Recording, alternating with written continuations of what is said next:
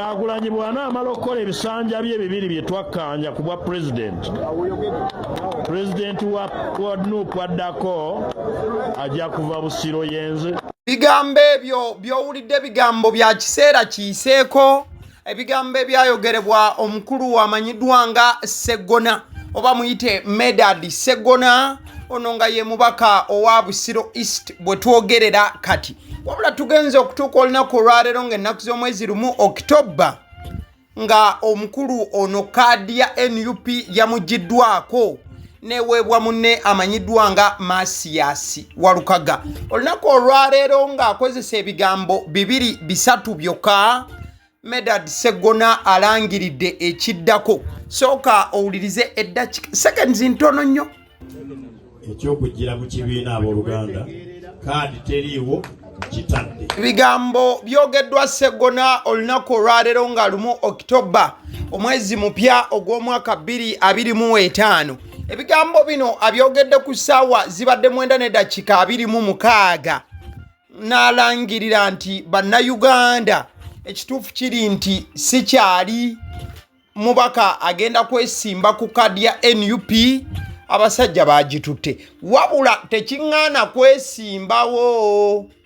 Omukulu agambye nti agenda kulonkinga manifesto ye gy'ajjiddeko era n'agamba nti bulijjo alindiridde nga tasobola kubuulira abantu b'e Busiro manifesto ye enaafaanana etya. Bulijjo kyalinda kyakulaba nti kaadi emuweebwa, wabula agambye ke bataamuwadde kaadi zigenda kudda okunywa. Ebbanga tono tulonkinge manifesto anti n'akabonero kagendera okwo. Kaakati luli mbadde ŋŋaana okuwa manifesto kubanga mbadde nzijira mu kibiina. Ekyokugira mu kibiina abooluganda kaadi teriiwo Abitadde. Lonchi ya manifesto n'akabonero zijja kudda okunywa. Ebyakatambi ke natandise nako bw'obanga obadde ku vidiyo ng'ogituusiza wano, natandise ne Ssegona ng'agamba nti ayagala bwa pulezidenti bwa NUP singa ebisanja ebibiri Bobi Wine bye baamuwa biba biweddeko.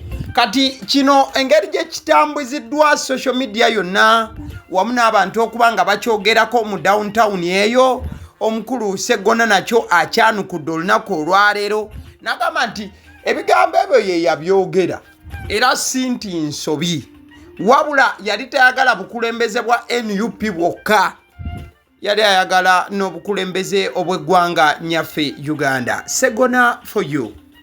Ate oli tabalimba baŋŋambye nti nagamba nti ono bw'avaako obukulembeze bwe NUP zenzirako. Nali sitegeeza kukoma ku bukulembeze bwe NUP. N'obukulembeze bw'eggwanga tubwagala. Sebo omukadde w'entebe aleze mutabani we alese mutabani we ati nze ye muzzukulu w'omukadde ngamuga Ssegona tokikoonako kyogera ku lwaki anayagala okundya tandira mu nnyanja nti andye boyiro oba musiike andireko ettaka muligamba ine gwe baaliira wano teyali mutene. Ssaabasajja Kabaka kati nga bino byonna bigenda mu maaso, enkya y'olunaku olwaleero nga lumu Oktoba still amakya, omukulu Ssegona akyaddeko wali ku TV ya Sanyuka, wabula wabaddewo ekibuuzo ky'amaanyi nga bangi bagamba nti Ssegona yandibanga mu NUP Mpuuga ye yamugobeza ku kaadi, wabula Ssegona agamba nti abantu ne we bakola batya ne we boogera bino nabiri, amazima gali nti ye Mpuuga mukwano gwe, ekyokubeera nti bali mu byabufuzi tekimugjaako kyakuba nti oli sina mukwano gwe, wabula he is a brother to him.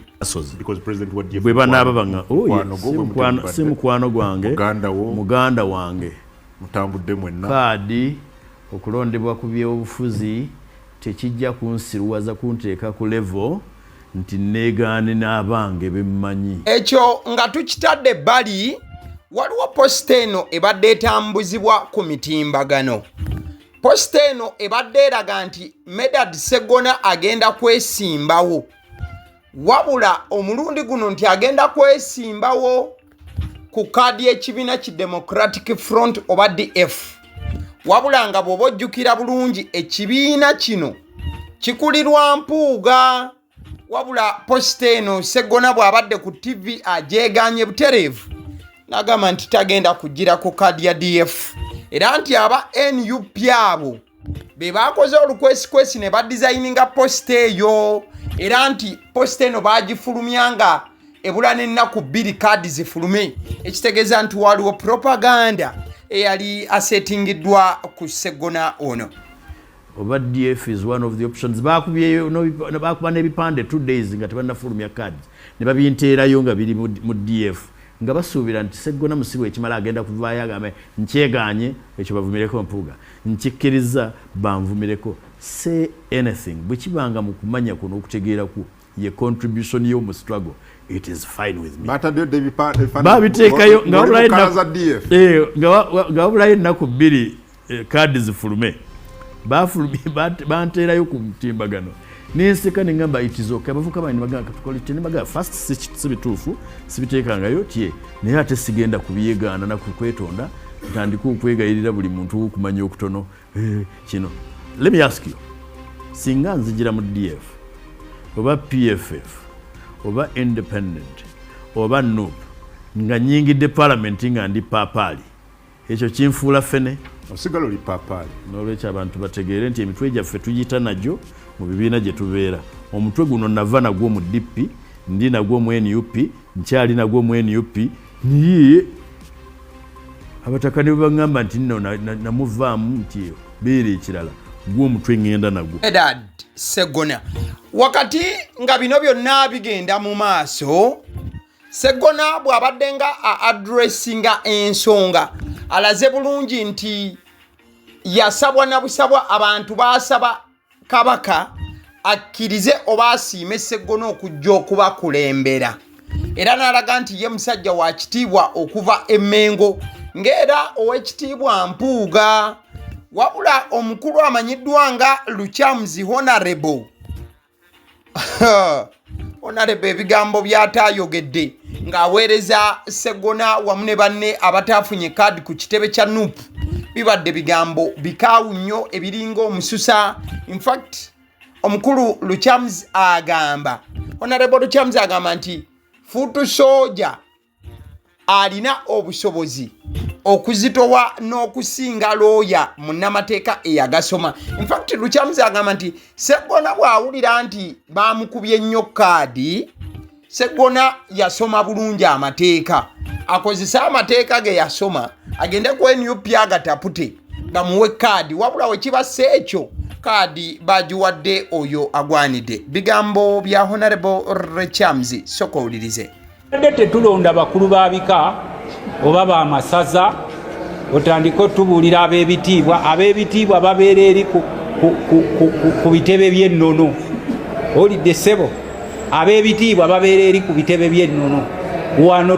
Wano twagala buyinza si bitiibwa. Bw'obaayo nga wakemettereddwa emmeeme nga waliwo ow'ekitiibwa kyo gwe bataawadde kaadi, nkwegayiridde erinda mu lukiiko lw'ekika oba mu nkiiko z'ennono.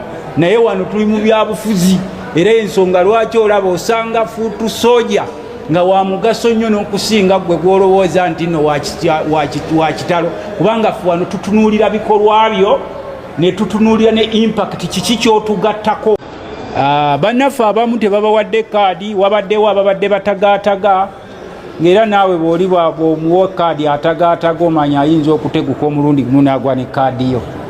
Wabaddewo abalya mu lulime ne mu luzise, abo nabo gye bali kuba ekibiina kirina intelligence esobola okukola risaaki emala n'ebabuulira guno musota guno si musota.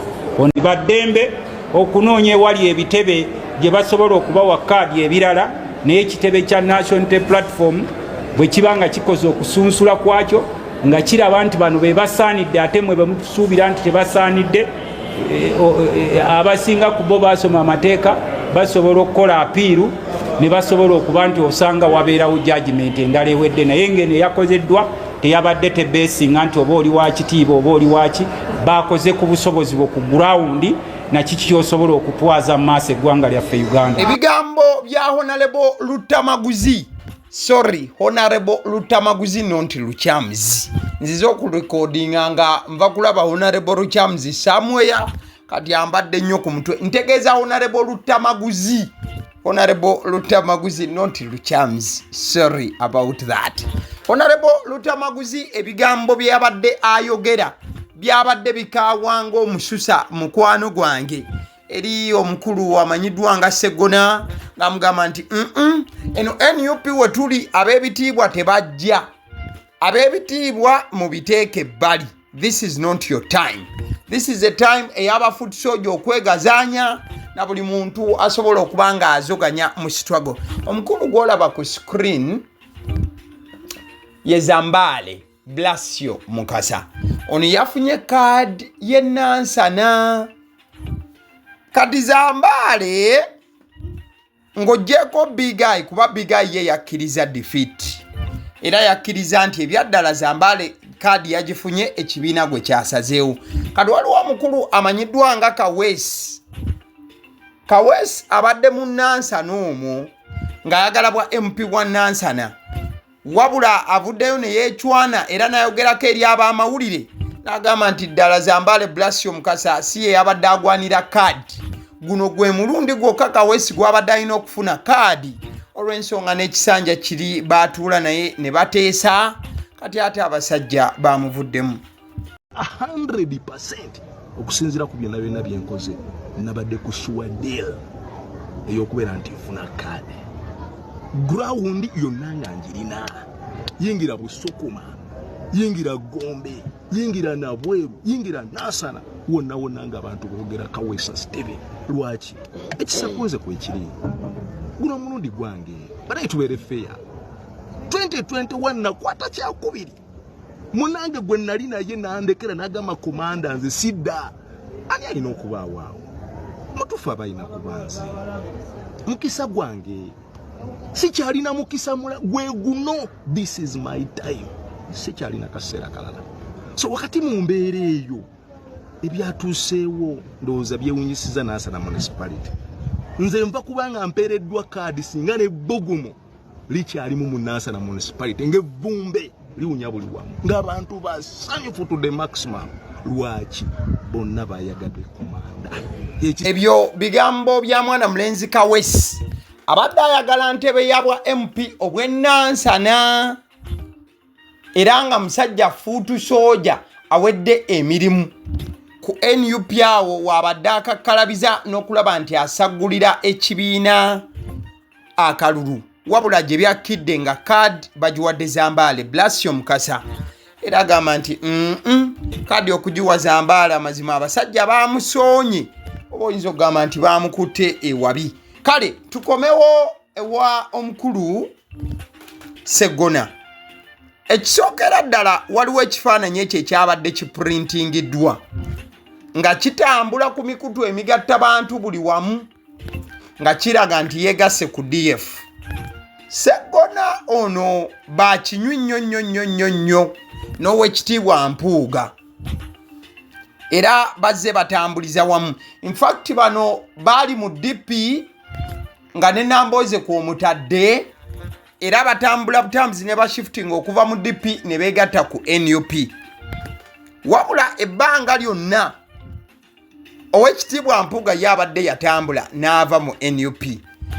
Wabula Ssegona ono buli wabadde asinkananga Mpuuga ne wemubeera mu public ng'asigala amwaniriza ebitundu 10 ku kinne waakyo era nga talagaamu mbeera ya kumweyawulako newankubadde nga ekibiina ki National Unity Platform oba NUP omukama waakyo akitwala Bobi Wine wamu n'abalala abakulu abaddirira awo babadde balaga nti Mpuuga 5 musajja mubi nnyo olw'okuba nti yalya ensimbi ezandibadde ez'Abannayuganda. Wabula Ssegona ye bw'abadde alambulula ensonga zonna agamba nti temusobola kubanga muŋŋamba mbu nze neeyawule ku Mpuuga olw'okubanga mmwe temumwagala oli mukwano gwange. Wabula ate wadde Ssegona bino byonna byogedde, Ssegona aganye okujjira ku kaadi y'ekibiina kya Mpuuga.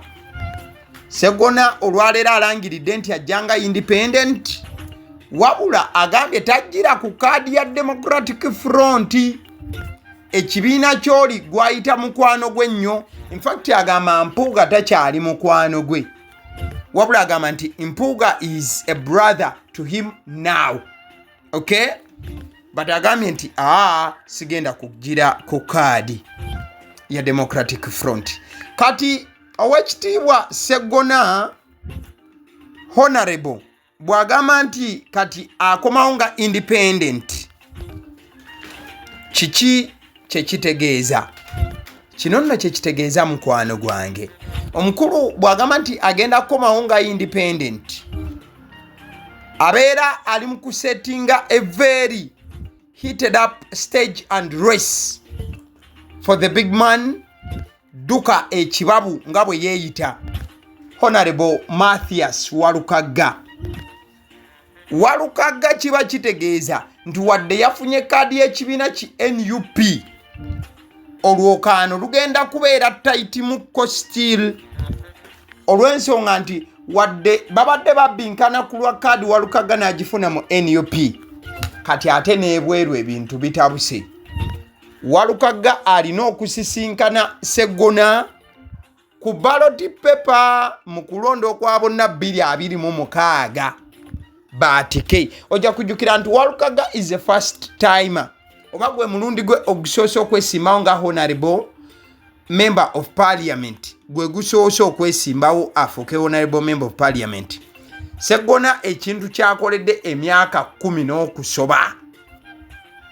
Ssegona yabagambye nti alina buli kyetaagisa.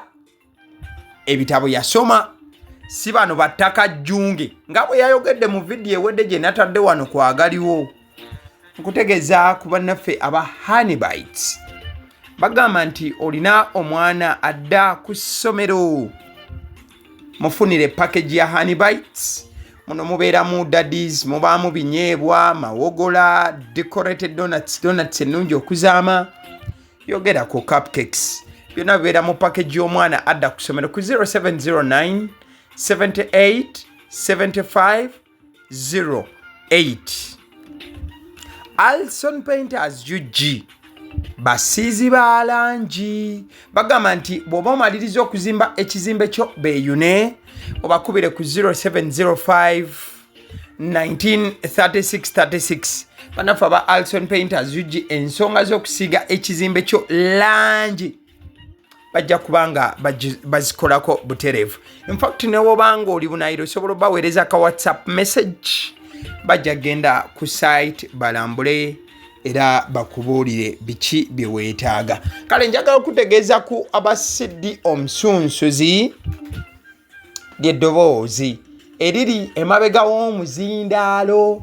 Nabagamba nti YouTube channel kwoli bagiyita Agaliwo. Kati kyobeera olina okubanga okola mukwano gwange kyekyokubeera nti olikinga video at the same time commentinga. Buli video gy'olaba eyagala okomentinga otubulire kiki kyolowooza ku mboozi eyo gye tuba turaninze. So kati nno kyekyo subscribinga bw'oba tokikola nga likinga, commentinga, sharinga.